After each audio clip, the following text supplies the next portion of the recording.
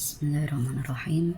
Assalamualaikum warahmatullahi wabarakatuh. Alhamdulillahi rabbil alamin. Wassalatu wassalamu ala asrafil anbiya'i wal mursalin wa ala alihi wa ashabihi wa man tabi'ahum bi ihsanin ila yaumiddin. Rabbi syrah li sadri wa yassir li amri wahlul 'uqdatam min lisani yafqahu qawli, amma ba'du. Baik, yang akan kita bahas yaitu materi tentang toharoh.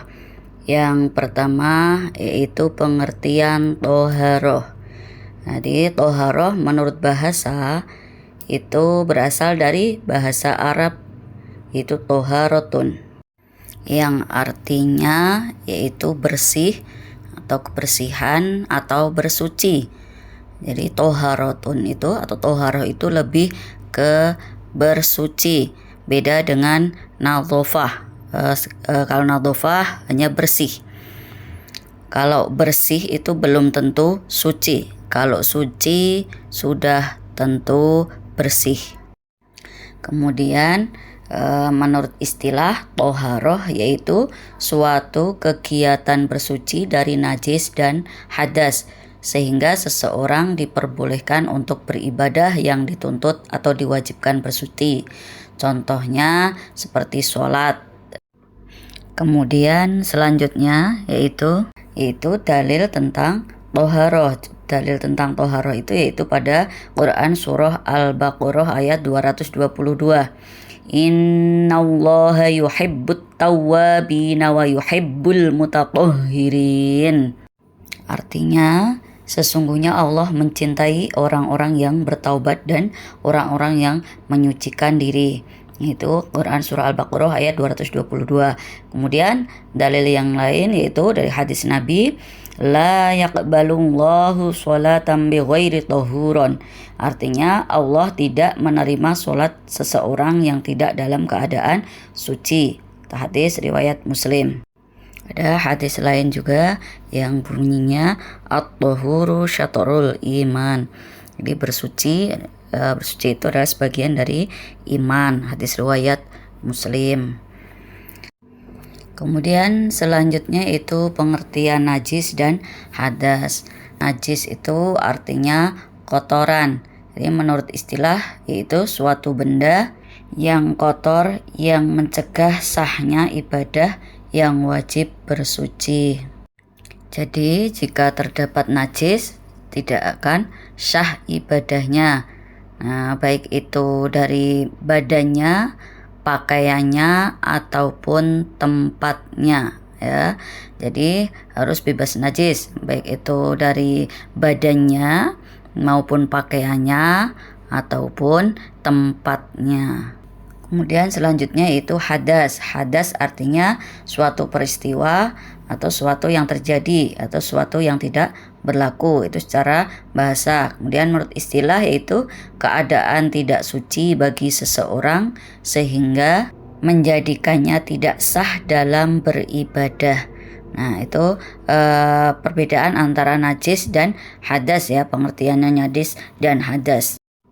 Nah, itu tadi toharoh yaitu bersuci dari najis dan hadas. Nah, sekarang najis itu ada 3, yaitu najis mukhafafah, najis mutawasitoh, dan najis mughalladhoh.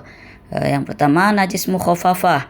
Najis mukhafafah yaitu najis yang ringan atau seperti air seni bayi laki-laki atau air kencing bayi laki-laki yang belum makan apa-apa, ya, yang hanya minum ASI ibunya. Jika bayi itu sudah makan atau minum selain ASI, itu nanti hukumnya beda. Bukan najis mukhafafah lagi, tapi sudah naik ke najis mutawasitoh.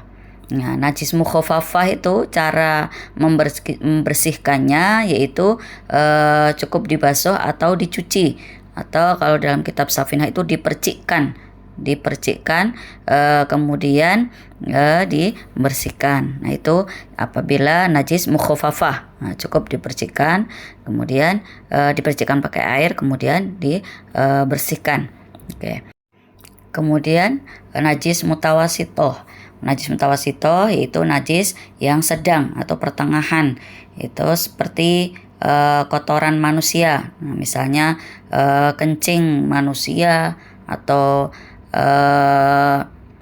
pupnya manusia atau tahi ayam atau kotoran hewan yang lainnya. Nah, itu najis mutawasitoh ya, kotoran atau kencing hewan atau kencing manusia ya. Itu cara membersihkannya yaitu dengan cara dicuci bersih, dilap atau dibersihkan dahulu ya, dibersihkan dahulu sampai hilang, tidak nampak ya. Kemudian setelah itu disiram pakai air sampai baunya tidak ada, rasanya tidak ada, warnanya juga tidak ada. Jadi itu najis mutawasitoh. Kemudian yang terakhir yaitu najis mughalladhah. Najis mughalladhah ini adalah najis yang berat. Najis yang berat tadi najis mukhaffafah ringan, najis mutawasitoh sedang, kemudian najis mughalladhah yaitu najis yang berat. Berarti cara mensucikannya juga harus lebih ekstra lagi. Nah, contohnya apa? Contohnya seperti jilatan anjing atau air liur anjing atau babi ya. Air liur anjing atau babi. Cara membersihkannya atau cara mensucikannya yaitu dibasuh air 7 kali dan salah satunya dengan menggunakan tanah. Nah, jadi dibersihkan dengan air 7 kali atau 6 kali. Kemudian yang satunya lagi yaitu air dicampur dengan tanah. Nah, setelah itu dibasuh sampai bersih pakai sabun misalnya.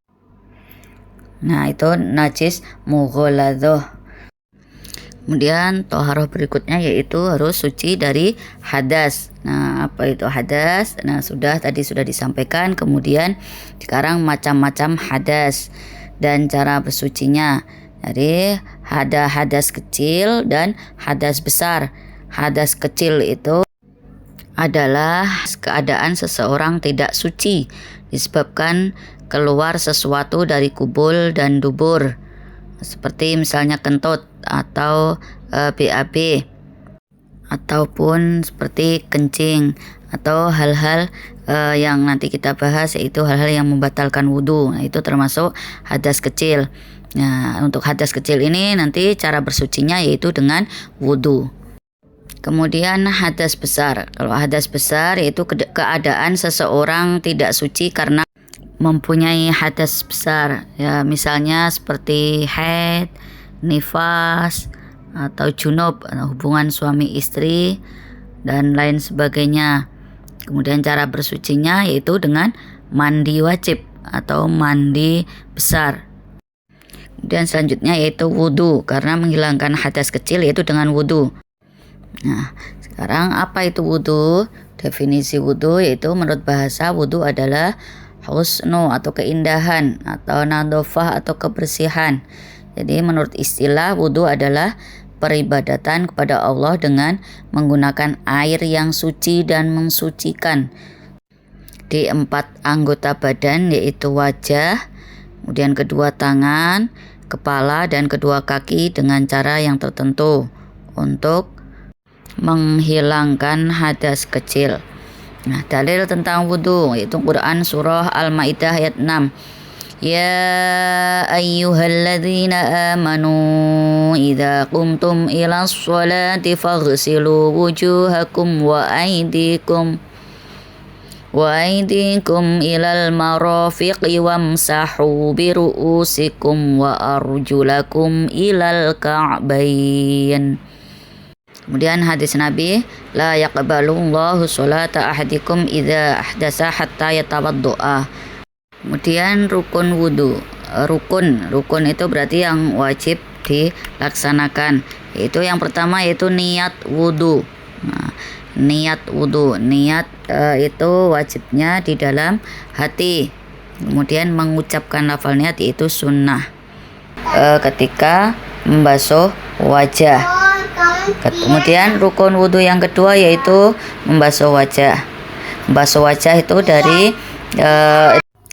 tumbuhnya rambut yang ada di dahi, kemudian ke samping sampai pipi yang ujung telinga, kemudian ke bawah sampai bawah dagu. Nah, itu diratakan sampai seluruh wajahnya. Rukun wudhu yang ketiga yaitu membasuh kedua tangan hingga siku. Jadi membasuh kedua tangan sampai kedua siku-siku, ya, sampai siku. Nah, dan yang keempat yaitu mengusap sebagian kepala. Kemudian yang kelima yaitu membasuh kedua kaki sampai mata kaki. Selanjutnya yang keenam atau yang terakhir yaitu tertib. Tertib itu berurutan, beraturan, teratur. Jadi tidak dibalik-balik urutannya. Nah, rukun wudhu yang pertama niat tadi, ini bunyinya yaitu atau niat wudhu, nawaitul wudhu'a li raf'il hadatsil asghari fardhul lillahi ta'ala. Itu artinya aku niat berwudu untuk menghilangkan hadas kecil fardu karena Allah Ta'ala. Kemudian selanjutnya itu sunnah wudu. Kalau tadi rukun wudu, sekarang sunnahnya. Kalau rukun yang wajib, sunnahnya, ya, sunnah itu apabila dikerjakan mendapatkan pahala, tapi apabila tidak dikerjakan tidak berdosa. Oke, ya, sunnah wudu yang pertama yaitu bersiwak sebelum berwudu. Kemudian yang kedua membasuh dua telapak tangan sebanyak 3 kali. Kemudian bersungguh-sungguh dalam memasukkan air ke dalam hidung kecuali bagi yang berpuasa. Kemudian keempat mendahulukan anggota wudhu yang kanan. Kemudian mengulangi setiap basuhan 2 kali atau 3 kali. Kemudian menyela-nyela antara jari jemari atau tangan dan kaki. Kemudian menyela-nyela jenggot yang lebat. Menyempurnakan wudhu. Sunnah yang lain ada lagi yaitu mencuci kedua tangan sampai ke pergelangan sebelum memulai wudhu. Kemudian membaca basmalah sebelum memulai wudhu, berkumur-kumur, menghirup air hingga masuk ke rongga hidung dan kemudian meniupkannya dengan kuat. Bersiwak tadi sudah, menyapu sela-sela janggut dan jari-jari tangan dan kaki, ya sudah, membasuh setiap bagian yang wajib dibasuh sebanyak 3 kali. Kemudian selanjutnya mengusap daun telinga, memulai dari bagian kanan setiap membasuh tangan dan kaki. Nah, termasuk mengulangi sampai 3 kali. Itu sunnah-sunnah wudhu. Dan masih ada lagi banyak sunnah-sunnah yang lain. Termasuk sunnah yang lain yaitu doa setelah wudhu. Asyhadu an la ilaha illallah wahdahu la syarikalah wa asyhadu anna Muhammadan abduhu wa rasuluh. Allahumma ja'alni minat tawwabin waj'alni minal mutatahhirin waj'alni min ibadikas sholihin. Kemudian kalau sudah ada rukun, sunnah, kemudian ada makruh wudhu. Makruh itu yang tidak dianjurkan. Yang pertama yaitu berlebihan menggunakan air, kemudian memukulkan air ke wajah atau bagian lainnya, kemudian berbicara ketika berwudu, itu makruh, tidak dianjurkan. Kemudian meminta bantuan tanpa adanya kebutuhan, misalnya minta bantuan untuk mengalirkan air untuk berwudu menggunakan gayung misalnya, itu jika tidak ada kebutuhan tidak dianjurkan.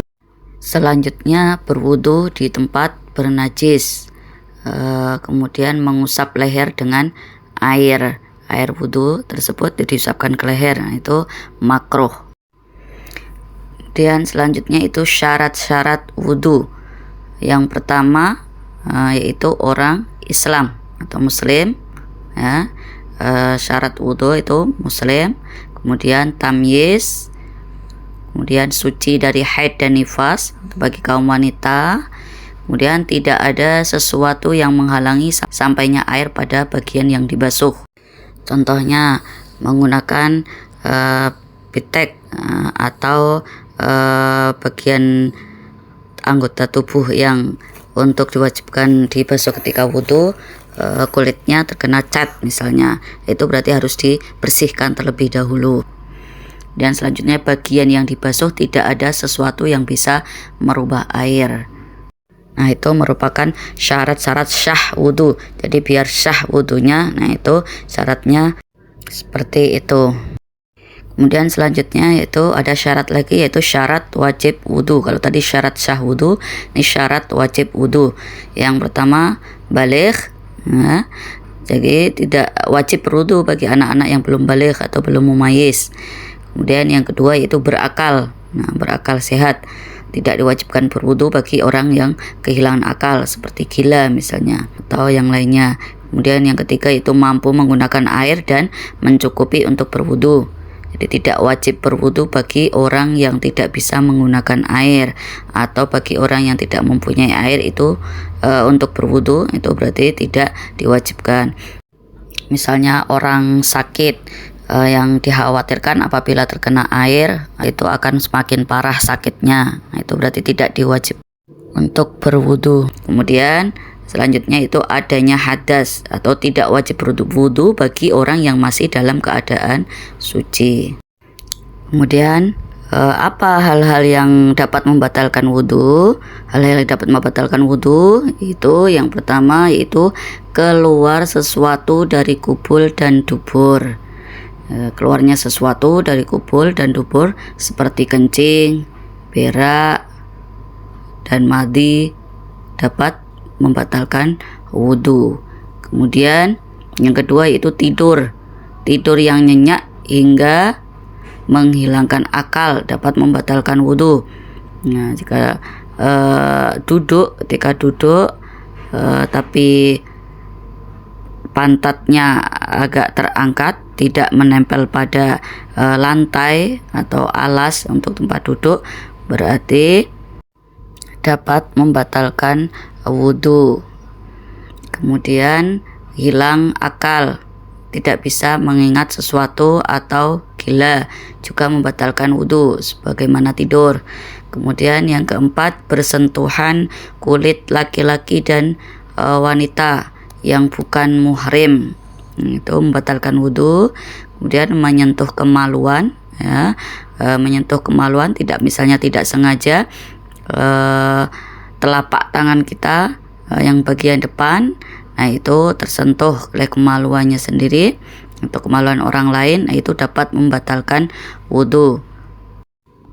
Tadi kita bahas yaitu cara mensucikan hadas kecil, yaitu dengan menggunakan air yang disebut dengan berwudhu.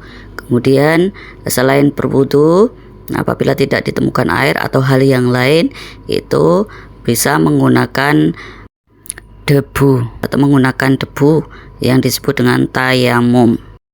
Apa itu tayamum? Tayamum secara bahasa diartikan sebagai al-qasdu, yang berarti maksud. Jadi tayamum secara istilah dalam syariat adalah sebuah peribadatan kepada Allah berupa mengusap wajah dan kedua tangan dengan menggunakan soid atau permukaan bumi yang bersih, menggunakan debu. Dalil tentang tayamum, Quran surah Al-Maidah ayat 6. Wa in kuntum mardo au ala safarin au jaa ahadakum minkum minal ghaiti aw lamastumun nisaa falam tajidu ma'an fatayammamu su'idan thayyiban famsahu biwujuhikum wa aydikum. Artinya boleh dilihat di dalam Al-Quran terjemah. Kemudian hadisnya dijadikan bagi kami umat Nabi Muhammad SAW permukaan bumi sebagai tohur atau sesuatu yang digunakan untuk bersuci tayamum jika kami tidak menjumpai air. Hadis riwayat Muslim. Sebab melakukan tayamum, apa sebab-sebabnya? Yang pertama, dalam perjalanan jauh, jika tidak menemukan air atau sedang dalam kendaraan, itu bisa bertayamum. Kemudian sebab yang kedua, misalnya jumlah air tidak mencukupi karena jumlahnya sedikit. Misalnya cuma ada air sedikit untuk minum hewan yang dilindungi atau hewan peliharaan, atau untuk minum kita manusia, itu boleh melakukan tayamum. Kemudian selanjutnya telah berusaha mencari air tapi tidak ketemukan. Sudah berusaha dulu mencari air, misalkan musim kemarau, sudah sedang susah air, sudah mencari air, itu tidak temu air, itu boleh tayamum. Kemudian air yang ada suhu atau kondisinya mengundang kemudaratan, air yang ada hanya untuk minum, tadi. Kemudian air berada di tempat yang jauh yang dapat membuat telat sholat, boleh tayamum. Kemudian pada sumber air yang ada memiliki bahaya atau mengancam kesehatan, kemudian sakit dan tidak boleh terkena air, itu boleh tayamum. Kemudian rukun tayamum, yaitu yang pertama niat tayamum, kemudian menyapu muka dengan debu atau tanah, kemudian menyapu kedua tangan dengan debu atau tanah hingga ke siku. Niat tayamum, nawaitu tayammuma listibahatis sholati fardul lillahi ta'ala. Aku berniat melakukan tayamum agar dapat mengerjakan sholat fardu karena Allah Ta'ala. Syarat sah tayamum, yaitu telah masuk waktu sholat, kemudian memakai tanah berdebu yang bersih dari najis dan kotoran, memenuhi alasan atau sebab melakukan tayamum. Kenapa tayamum itu dilakukan, kok tidak berwudu? Itu kenapa. Kemudian sudah berusaha atau berupaya mencari air namun tidak menemukan. Kemudian tidak haid maupun nifas bagi perempuan, menghilangkan najis yang melekat pada tubuh. Kemudian sunah-sunah ketika tayamum, yaitu membaca basmalah, diawali dengan basmalah, kemudian menghadap ke arah kiblat, membaca doa ketika selesai tayamum, mendahulukan kanan daripada yang kiri, meniup debu yang ada di telapak tangan, kemudian menggosok sela jari setelah menyapu tangan hingga siku. Doa setelah tayamum boleh sama dengan doa setelah berwudu, atau boleh ditambah seperti ini, misalnya asyhadu an la ilaha illallah wahdahu la syarikalah wa asyhadu anna muhammadan abduhu wa rasuluh, Allahumma ja'alni minat tawwabin waj'alni minal mutatahhirin waj'alni min ibadikas sholihin, subhanakallahumma wa bihamdika asyhadu an la ilaha illa anta astaghfiruka wa atubu ilaik. Kemudian cara bertayamum itu tadi disunahkan membaca basmalah, kemudian renggangkan jari jemari, tempelkan ke debu, tekan-tekan hingga debu melekat. Kemudian angkat kedua tangan, lalu tiup telapak tangan untuk menipiskan debu yang menempel, tetapi tiup ke arah berlainan dari sumber debu tadi, jadi tidak jatuh ke tempat yang ketika kita mengambil debu tersebut. Kemudian niat tayamum tadi, kemudian mengusap telapak tangan ke muka secara merata, bersihkan debu yang tersisa di telapak tangan, kemudian ambil debu lagi dengan merenggangkan jari jemari, tempelkan ke debu, tekan-tekan hingga debu melekat. Kemudian angkat kedua tangan lalu tiup ke arah berlainan dari sumber debu tadi, kemudian mengusap debu ke tangan kanan lalu ke tangan kiri sampai siku. Itu tata cara bertayamum. Kemudian hal-hal atau perkara yang membatalkan tayamum, yaitu melakukan perkara yang membatalkan wudu.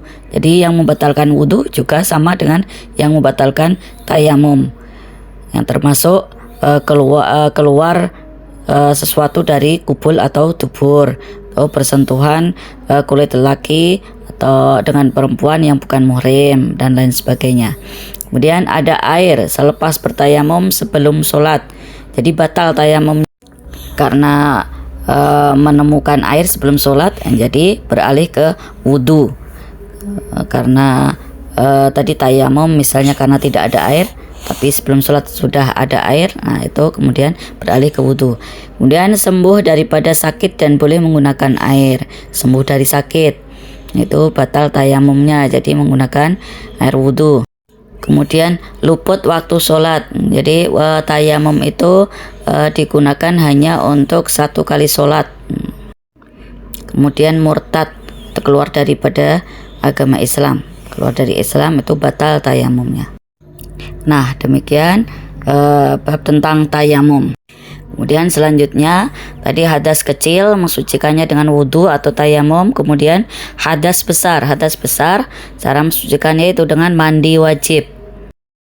Apa itu mandi wajib? Menurut bahasa, mandi atau al-ghuslu adalah mengalirkan air pada sesuatu. Kemudian menurut istilah, mandi atau al-ghuslu adalah menuangkan air ke seluruh badan dengan tata cara yang khusus untuk menghilangkan hadas besar. Itu mandi. Kemudian dalil tentang mandi wajib. Quran surah An-Nisa ayat 43.